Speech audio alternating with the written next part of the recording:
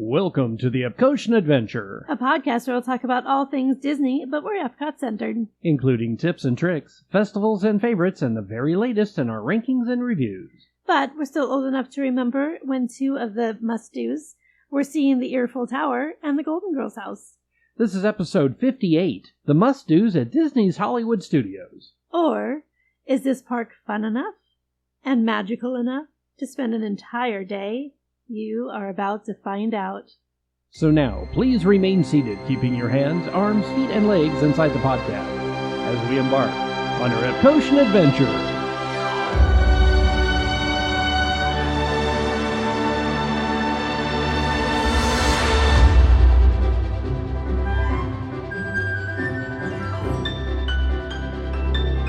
Howdy folks, and welcome to episode 58 of the Epcotian Adventure. I'm Rod. And I'm Sue. And today we're going to talk about the must-dos at the studios at Walt Disney World. I have been waiting for this episode. I love MGM Studios. I want to go see the Lights, Motors Action, and I can't wait to go on the Great Movie Ride.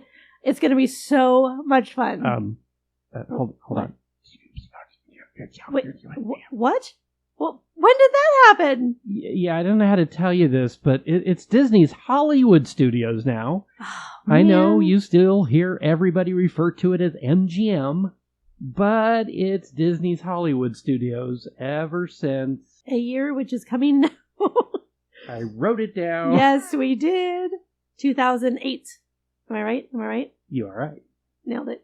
Okay, so since 2008, it has been Disney's Hollywood Studios. January 7th, 2008 to be exact. The park opened as Disney MGM Studios back on May 1st of 1989. And yes, we are actually old enough to remember that and have been there. Oh, yes, I remember. Mm-hmm. That was a good time, actually. Oh, yeah, you would stand in line for a 2.5-hour backstage tour, backlot tour, they called it. Yep. A big portion of that was walking through sound stages and seeing giant grocery shopping carts and props from movies that Disney had made in the 70s. And you could go past the actual Golden Girls house, though. That was really cool. That's true. They had a backlot tram tour, which was part of the studios actually up until not too long. Well, it seems not too long ago. Yeah. You want to rephrase that? Within the last 10, 15 years, I'll put it that way.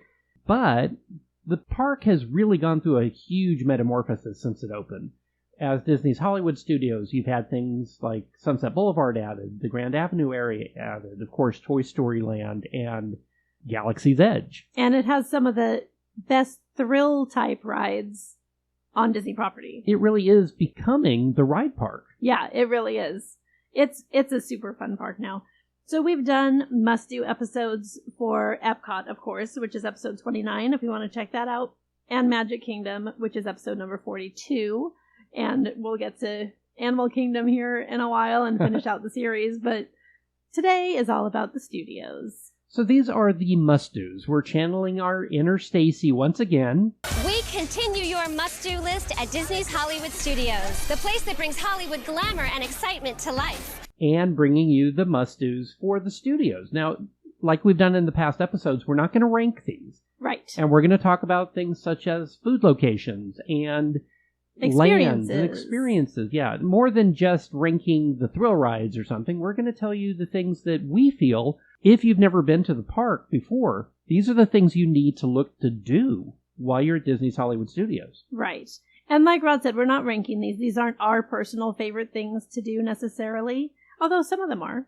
Some of them are, yes. But this is more about just a planning tool. If you've never experienced the park before, these are your must-dos. So let's jump right into the must-dos at Disney's Hollywood Studios. Sue, take it away. All right. Well, the first one on our list, we always need to start with one of the latest and greatest things, as Stacey always did. And one of those things is going to be to visit Star Wars Galaxy's Edge. The largest park expansion in Walt Disney World history when it opened. It was 14 acres at the back of the park in what used to be the tram tour. Yeah. The backlot tour. It's kind of crazy to think that that space was just sitting there. Well, and actually part of it also was Lights, Motors Action, which was a large-scale stunt show, like a car stunt show, actually, that was there, that had been copied from Disneyland Paris. Yes, it was so much fun. This was one of those shows that I always forgot about until we saw it and then remembered how much I loved it. So that was a really fun thing. But Galaxy's Edge is there now, and this is where you can go and actually go visiting interplanetary. You're going to visit the planet of Batu, and specifically Black Spire Outpost. And this is where you're going to find Rise of the Resistance. Which is not just a ride. You're in Star Wars. It's true. Real, folks. This is, if you are not a Star Wars fan, or you're going with someone who is not a huge Star Wars fan. I mean, that's sad, first of all. But you don't need that kind of negativity in your life. Right. You really don't. Feed them to the Sarlacc. But just kidding, don't do that. But this is still the theming in this land, the lighting, the textures, the characters. Especially at night. When you said lighting, this so area at night is one of the most gorgeous areas of Walt Disney World. Yes. Right up there with the Avatar area from Disney's Animal Kingdom. Right. Because of the lighting and just the grandeur of it at night.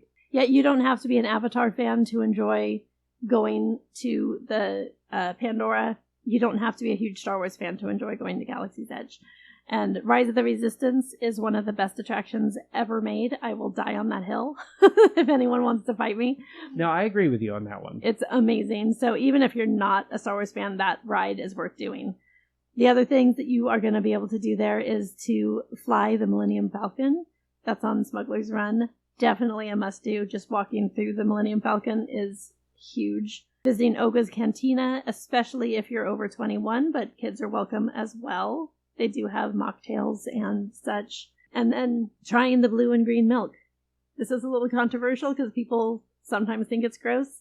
It is rice milk, and it is colored either blue or green. It was kind of their answer to butterbeer over at Universal. That's a good way to look at that, yeah. But blue and green milk are both canonically from the Star Wars films. I love the blue milk, and a lot of people don't. I'll just say that. I've tried both of them, and they're just weird. They're very frothy. They are. Not what I expected. It is the rice milk, so it's True. not quite... You look at it and you think it's smoothie texture. It's not. So that's a little off-putting to some people.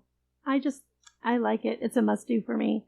So, yes, absolutely go and lose yourself in the Star Wars universe for a little while and enjoy the grandeur that is Galaxy's Edge. Now, if you want to hear a kind of a cast member's look at Galaxy's Edge, listen to episode 38, where we interview Steven, who is one of the opening cast members from Disneyland's Galaxy's Edge, which we just referred to as Batu West. He's got some great stories. That was He a fun does. episode. Hi, Steven. So what's next on our list, Rod? The next thing is Mickey and Minnie's Runaway Railway. This is a hard one to say. 'Cause it's Mickey and Minnie's Runaway Railway. Now, this opened back in 2020. So it was opened right about the same time, almost the same week as the closure started. Oh, that's right. Yeah, March of 2020. That was a fun time. Wow. If you're listening to this in a few years from now, it really did happen. The world shut down. It's true. Yeah, when they say they don't close Florida... Can you imagine how your kids would have felt if when you got to Florida it was closed? Oh, they don't close Florida. No, Well, I know they don't close the state of Florida, but... They actually do. So anyway, it took over the most iconic ride in the entire park. So this ride has become very controversial among Disney purists because the Great Movie Ride, which was the only ride in the park that was not the backlot tour, when the park opened in 1985, it was very much beloved by Disney World cast members and fans alike. Yes. But this is Mickey and Minnie's first ride-through attraction. And it uses a trackless technology similar to what you've seen in many different attractions around the Disney parks. And, in my opinion, is one of the best attractions ever built. Now, again, don't yell at me, don't call me names in the comments. I'm a huge fan of the original Great Movie Ride. And yes, I do wish they had built this attraction somewhere else within the park. Yes. But I am very happy that Mickey and Minnie finally have their own attraction, their own ride. And it's a beautiful 2.5D attraction. What that means is when you walk in through a movie screen. I'm not going to give it away, but you go into the cartoon world where everything is in 3D, but yet it's not. It uses projection mapping in probably the largest scale I've ever seen. Yeah, for sure. And my favorite character in the entire thing is the son that's singing bass at the very top of the very first area you go into. Just look for He's him. only in that first He's scene. only in the first scene. Fun attraction, definitely worth the wait, and it's definitely, because of Mickey and Minnie, a must-do for Disney's Hollywood Studios. Absolutely. Next up, we're going to go to one of my personal favorite must-dos, and we're going to say you have to see Fantasmic. Every park has its own nighttime spectacular, except for Animal Kingdom. They do have the stuff on the tree that gets projected, but only when the park's open past dark. But Fantasmic is maybe the grandest of all of the nighttime spectaculars at the parks. It's a theater of 10,000, I think? There's a lot of people that can fit in this theater, but still get there early. They usually have 1 to 2 shows a night right at the park closing sometimes, so check your Disney app or the park guide when you get in to see when it is, and get there at least 30 minutes ahead of time. Yeah, good tip. So if you're not familiar with this is the Nighttime Spectacular. It is fireworks, it is water, it is fire, it is giant dragon, and every character you can think of in some form or another. Especially all the villains. Yes. They go a little overboard on the villains, in one of the animated sequences. But there's also every Disney song you can think of. There's so many great songs represented. There's all the characters. It's just, it is an absolute must-do, and you will leave singing the theme song. Yeah. They recently added in Moana. Yes, Moana and Elsa. Moana's taking over, apparently. It's like all the parks now. It's weird. Yeah, she gets around. Yeah, she's at 3 of the 4 parks. I can only say that about the Fab 5. She's at Epcot with the new attraction. She's a meet and greet at Animal Kingdom. And now she's in Fantasmic at Studios. She's not at Magic Kingdom? I don't know that Moana's at Magic Kingdom. Come on, Moana, what's up? Yeah, maybe Adventureland. Yeah, there we go. She can hang it in Adventureland. Our next must-do is Toy Story Land. Now, this is a land that is going to shrink you down to the size of a toy, and you're in Andy's backyard. And it's a beautifully themed area with absolutely no shade. None at all. None at all. So if it's really hot, try to get indoors as soon as possible. But Toy Story Land is home to Slinky Dog Dash, which is one of the most popular attractions in the entire Walt Disney World Resort. It looks like a kiddie coaster, but it's got some kick to it. It does. It literally is a launch coaster. It fires you off at about, probably not more than about 35 miles an hour. Probably it's not very fast. But think of it between Big Thunder Mountain Railroad and maybe the Barnstormer at Magic Kingdom. It's like falling right in between there, I would say. I'd go for that, yeah. Yeah, it is kid-friendly. But very adult-friendly, too. It is so much fun. You will giggle the whole way through. Yes, you will.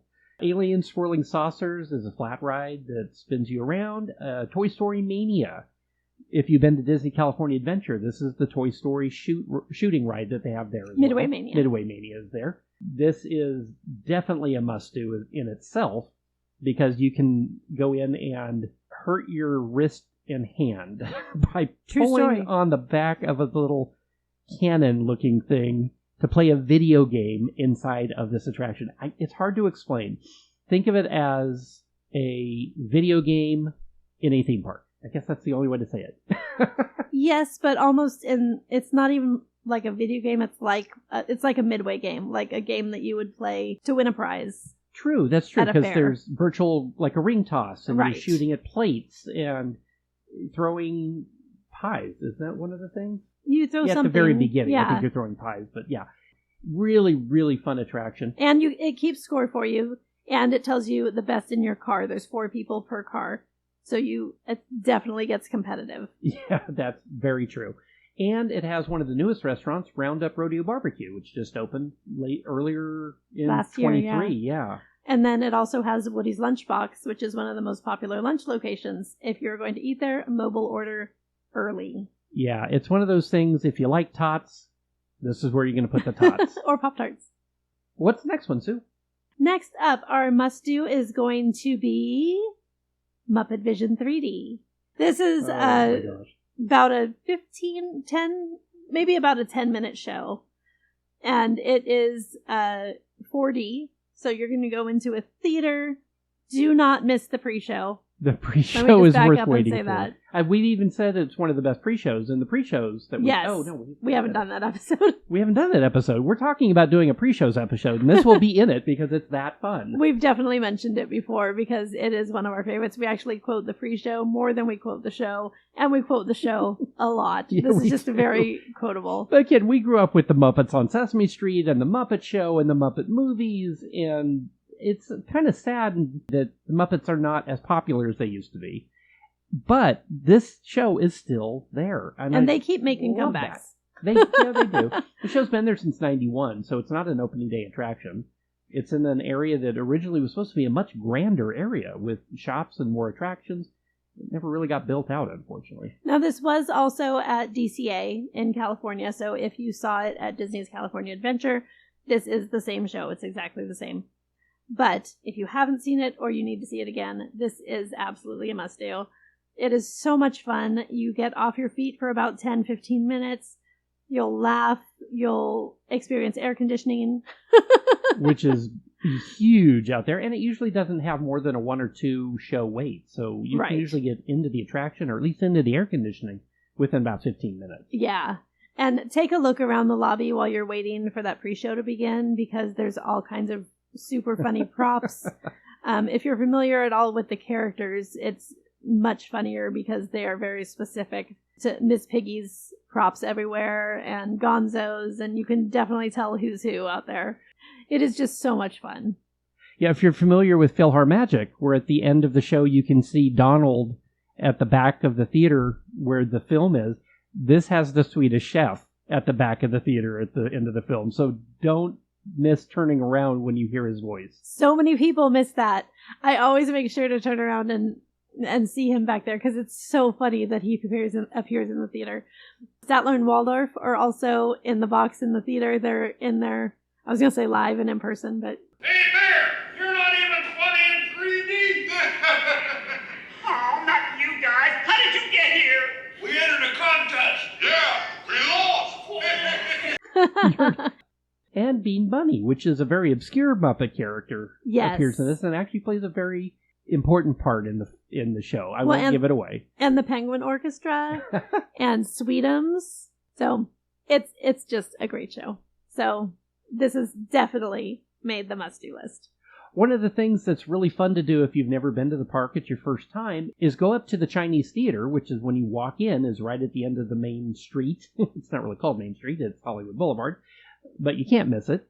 And look down, because if you're familiar with Grauman's Chinese Theater, Mann's Chinese Theater, I don't even know who owns it anymore, in Hollywood, there are handprints from the stars and footprints from the stars. Or if you've ever seen the I Love Lucy episode with John Wayne. That's exactly. This is where that comes from. But you can go and find your hand twin by searching around for your favorite actors in front of the Chinese Theater and see who's got the same size hands as you or the same size feet as you. It's something that a lot of people miss because the line for Mickey and Minnie's Runaway Railway, which is inside the Chinese Theater, goes kind of around the side. If you have a lightning lane, you'll walk right through this, though, in through the front doors.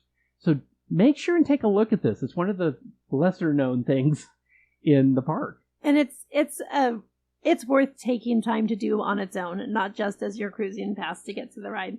Like, it really is a fun thing to see. These are they're actual handprints.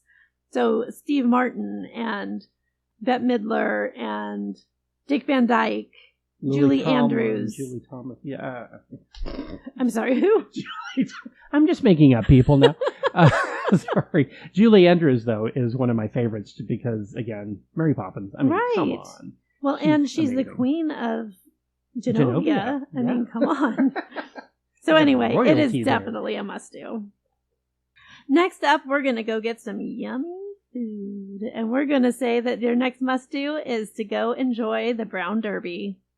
This is a restaurant also patterned after what we just found out was a chain restaurant. I had no idea. I thought there was one in Hollywood, and it turns out there were several of them. Yeah, in LA there was 2 or 3 of them. And this is one that is actually owned by or endorsed by the chain of Brown Derby restaurants. It's an official Brown Derby franchise. Brown Derby restaurant. Yeah.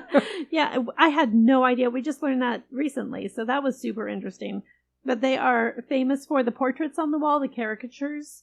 Famous actors used to go into the original one in Hollywood, and they would get their caricature done and would go up on the wall. Yeah, there's hundreds of them in the one in Hollywood. They've mirrored that here at Disney Hollywood Studios. Yeah, they're famous for their Cobb salad, which was something that was created there. It's a chopped salad that they do. Well, they used to do tableside. I'm not sure if they're currently doing. I don't think they do still. Yeah, but they stopped doing before that during the closure. Yeah, that was. They would actually come out and do the each of the ingredients tableside and then mix it up for you and serve it to you. I had heard that they talked about bringing that back. I hope they do. It was a fun experience. It's like when you get tableside guac at a Mexican restaurant, but it was your salad. And you can add protein to that. We added shrimp before. We always add the shrimp before. Yeah, it's so good. We also recommend getting the grapefruit cake because that is also traditional to the original Hollywood Brown Derby. And if you are in the mood, there's also a grapefruit cake martini, which is also delightful. And there's a lounge right out front. So if you're not able to get into the Brown Derby, either on their wait list or from a reservation, you can order some of the same menu and get some great drinks at the Brown Derby Lounge right in front of the restaurant. Including a martini flight. That is true. Yes. Some things are not available inside, only at the lounge. So enjoy those classic Hollywood things. What's our next must-do, Rod? Next one goes back to the park opening in 1985, and it's the Indiana Jones Stunt Spectacular. This attraction, it's more than just a show, in my opinion. Originally, the concept for the park, of course, was to be an original working studios. Where you see Star Wars Launch Bay now at the park used to actually be an animation building where you could go in and see animators making current Disney films. Lilo and Stitch was made here. Mulan was made here.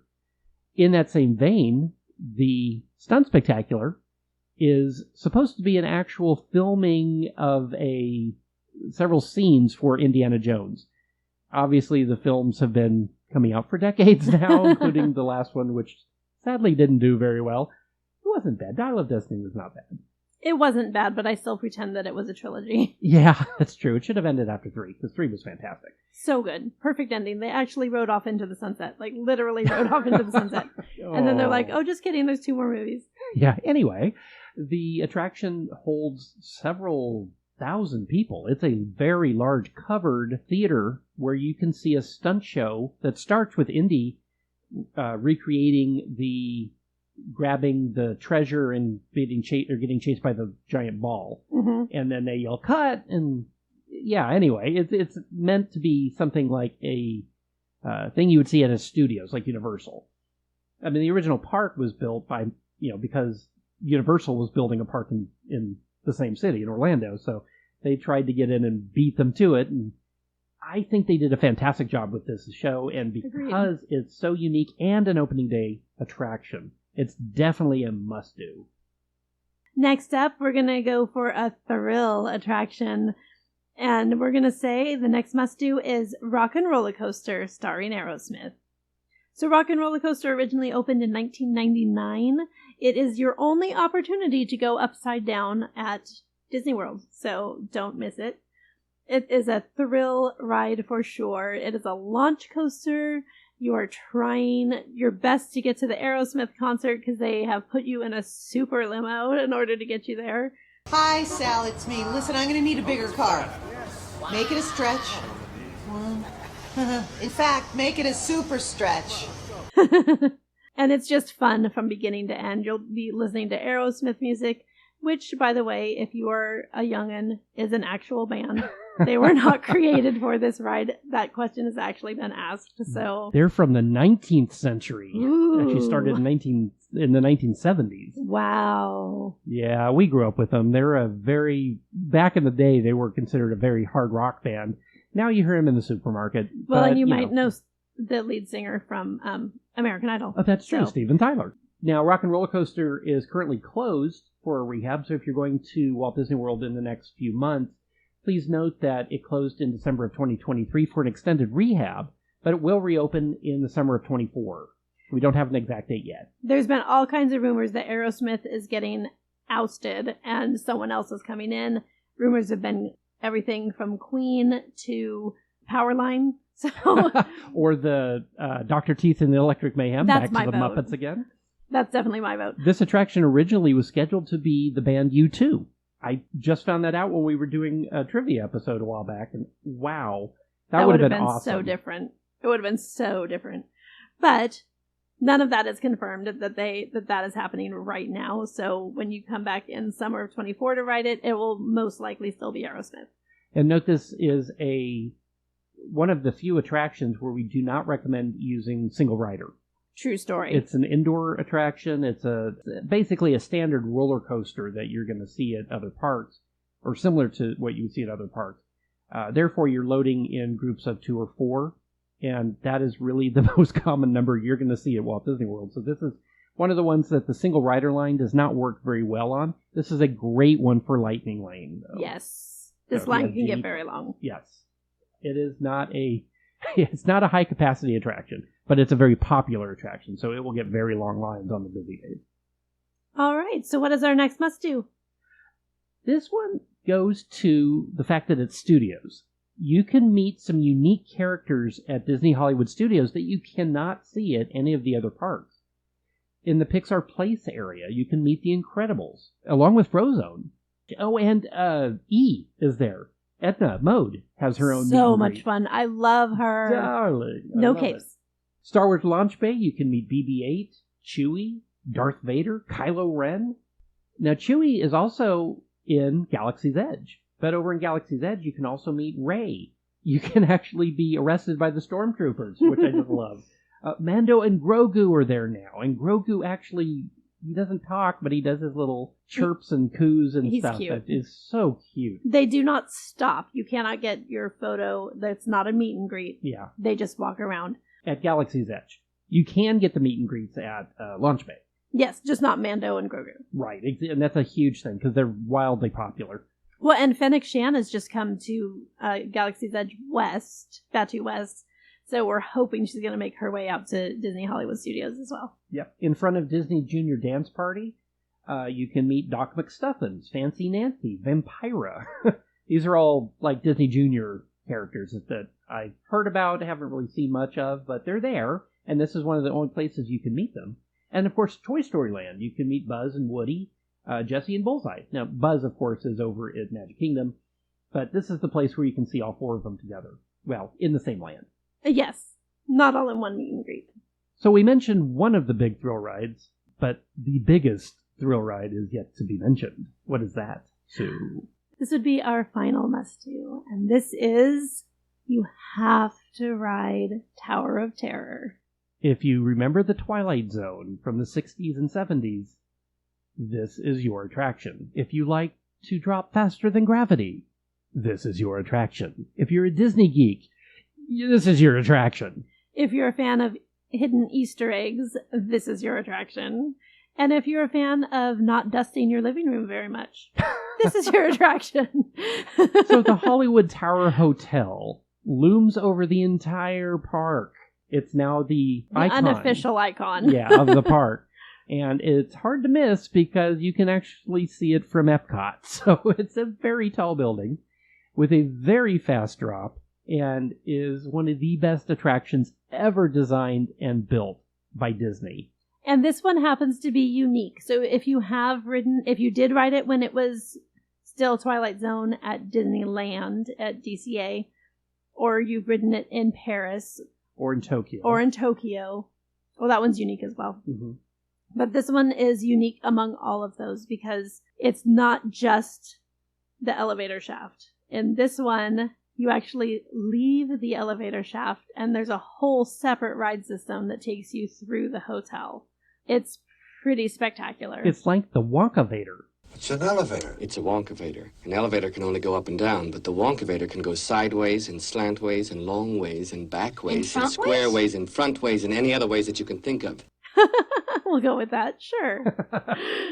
If you've ever seen an episode of Twilight Zone, if you haven't, who even are you? Who hasn't seen that? Or heard the reference at least. There's a lot of songs that mention the Twilight Zone too. That's true. Well, and movies and yeah. But if you are at all a fan, You have to do this attraction. If you have no idea what the Twilight Zone is, you still have to do this attraction. It is so good. The theming inside the attraction is just amazing. The pre-show, just the entrance into the hotel itself looks like it was just stopped in time when lightning struck the tower. And the music it's old 40s big band music, but it has a haunting sound to it. The soundtrack will leave you haunted by the time you leave the attraction. It's amazing. It's great from beginning to end. So this is one of those rides that we are going to highly recommend you put your phone away. You look at all the details. Tell the kids and grandma to go watch Beauty and the Beast live and go ride this. So we each have our own suggestion now. That's our own personal must-do. Mine is to go to Baseline Tap House. This is over in Grand Avenue by the Muppets, and it is a California-style, I don't want to call it a microbrew, but they do have local beers and a lot of beers from California that they brought in on tap, and they have one of the best deals you're going to find in the entire park for food, and that's their charcuterie board. It is under $15 and will feed 3 people very easily. So as a snack. It's not a meal. No, that's true. But this is an area that is just fairly new, actually. The location's been a hat shop. It's been a bookstore. It's been a few different things over the years. The Writer's Nook, I think is what it was. Yeah, it was a coffee shop for a while, I think. Yeah, I believe so. Anyway, it has a great selection of IPAs and other beers from California, like I said, but it also has some of the best snacks you're going to find in the park at reasonable prices. And again, if we're talking Disney, you know how much things cost. You'll hear of other locations that you can eat inside the park, like the Sci-Fi Dine-In Theater and Hollywood and Vine. Both of these are reservation-based indoor sit-down locations. In my opinion, they're both very overrated. So if you're just there and you want to get food, go to the Brown Derby. But if you want a snack, go to the Baseline Tap House. Great tip. And P.S., if you want just quick service food, go to ABC Commissary and get the tacos. Very true, very true. My personal must-do, I am a huge Star Wars nerd. You know that if you've been listening to the podcast at all. So I have to go back to Galaxy's Edge. And my personal must-do is not going to be quite as economical as Rod's. But I'm going to say, if you are at all a Star Wars fan, I'm going to recommend that you spend the money and you do Savi's Workshop. This is an experience you have to do an advanced reservation. You have to just know it's going to cost you some credits. And over 200 credits per person. Yeah, I'm not going to do an exact price because I know it has changed. And it does change once in a while. But this is the experience where you get to go in. You have to go through a secret resistance entrance. And you go back and you build your own lightsaber. And it is truly magical. I absolutely cried. I have pictures. I'll post them. Oh, man. No, you won't. Oh, no, I have the okay. pictures. But I got to do this with our nephew. It was so amazing. There's a moment. I'm not going to spoil anything, but it's a full show. They guide you through an experience, and it is full on Star Wars nerdvana. Yeah, we'll go. But there's a moment when all the lightsabers light up for the first time, and it is so incredible. So, yes, it is a tchotchke that you'll put on your shelf at home, and it will carry with it all the memories of this. So, to me, it is 100% worth it. And these are the real thing. I didn't actually build. I actually stood back and watched and took video of Sue and Evan doing the experience, and it made me even tear up a little bit just watching how much enjoyment it brought them.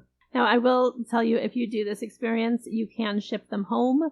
So go get your photos in front of the Millennium Falcon and then go up the steps into Doc Ondar's antiquity shop, and they will ship them for you there. That is also where you can buy additional kyber crystals if you want to change the color of your blade. And a carrying case, because they do give you something that you can kind of carry it around in, but if you want something a little more professional or something more lasting, you can buy the carrying case there as well and just ship it all together. you can, if you're flying home through Tampa or Orlando, any of the airlines will let you take these as carry-on luggage. That is also true. They're just long enough. They would fit in most overhead spaces on the airplanes. And they're not considered a weapon. No, thank heavens. I was going to say, the TSA at Orlando sees them daily, so you're not even going to get asked about it. Well, they might ask you what color your blade is. That is true. But you do get to design the hilt and everything. It's very cool. There's a cheaper version of this that you can do, but it is a much lesser version. Everything is very plasticky and less quality. Less quality, but it is a cheaper price as well. So if you want to do this for littles and don't want to invest that much, that's still a cool way to do it. Yeah, the Exit to Star Tours. Yes. I'm sorry, I didn't specify what which is actually not in Galaxy's Edge. It's by itself. By Baseline Tap House. By Baseline Tap House, yeah. That was the original Star Wars attraction in the park, and it still is its own thing. We don't have that on our must-do list just because it's so old, but if you're into Star Wars, Star Tours is not a bad attraction to do. It's usually a very short wait, too. But and it's not just in Galaxy's been updated, too, so you can see Ahsoka and Andor. There's different adventures now. Mando's in there now. Yeah, it's different each time you ride it, which is pretty cool. But it is. The technology for the simulator part of it is kind of 1980s now. Right. Well, folks, that's our must-do list for Disney's Hollywood Studios, or MGM if you still call it that. But of course, if you call it that, you probably knew all these must-dos. Let us know what your must-dos are down in the comments. We would love to know. Before we go, we'd like to give a big thank you to our social media coordinator, Riley Piper, audio engineers Joey Humphrey and Paul Trett, logo designer Evan Piper, and our theme music composer Jason Patrick Rowan, whose music is licensed through Pond 5. And of course, thank you, Phoenicians. Thank you, Phoenicians. And don't forget to rate, review, like, and subscribe. It really does help other people find us. You can find us on social media on Instagram, Facebook, and YouTube, and wherever you listen to podcasts. And the Epcotian Adventure is a $1,000 brunch production and a proud gold member of D23. Thanks for joining us today for episode 58 of the Epcotian Adventure. I'm Rod. And I'm Sue. And we'll see you in line. Bye.